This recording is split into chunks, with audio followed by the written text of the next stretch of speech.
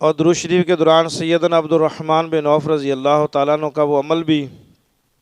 آپ سن لیں کہ آپ جب بھی گھر سے نکلتے تھے تجارت کے لیے تو یہ رسول اللہ نے عطا فرمایا تھا کہ جب بھی گھر سے کام کے لیے نکلیں تو فرمایا سورت کا پہلے بسم اللہ پڑھیں، سورت کافرون پڑھیں، پھر بسم اللہ پڑھیں، اذا جاء نصر اللہ پڑھیں، پھر بسم اللہ پڑھیں، اور اس کے بعد قل هو اللہ پڑھیں، پھر بسم اللہ پڑھیں، اور اس کے بعد سورت فلق پڑھیں، پھر بسم اللہ پڑھیں، سورت والناس پڑھیں۔ کتنی صورتیں ہوگی؟ اس کے بعد آخر میں جب اختتام کرے تو پھر بسم اللہ پڑھ لیں۔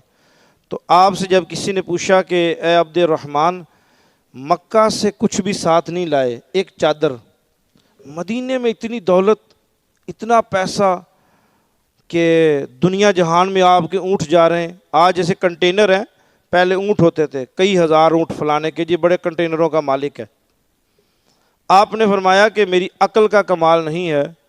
یہ میرے آقا نے جو مجھے وظیفہ عطا فرمایا جی اس کا کمال ہے کہ میں جب بھی خرید و فروخت کے لیے منڈی سے نکلتا ہوں تجارتوں کے لیے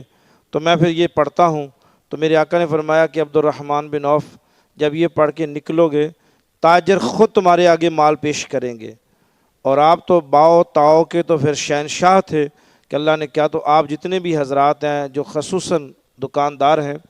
چیز لیں اور چیز آئیں یا صبح گھر سے نکلیں تو یہ چھوٹی چھوٹی 5 صورتیں ہیں، 6 بار بسم اللہ ہوگی اور 5 صورتیں ہوگی، آخر میں پھر آپ بسم اللہ پڑھیں گے، آپ کا عمل مکمل ہو جائے گا۔ اب آپ جانیں، اللہ کا قرآن جانے اور محمد کی زبان جانے۔ ہم جھوٹے ہو سکتے ہیں، اللہ کا قرآن بھی سچا، محمد کی زبان بھی سچی۔ اللہ ہم جھوٹوں کو نہیں دیکھے گا، اپنے محبوب کی زبان کو دیکھے گا، اور اپنے قرآن کو دیکھ کے آپ پر رحمت کے اللہ دریا بہا دے گا۔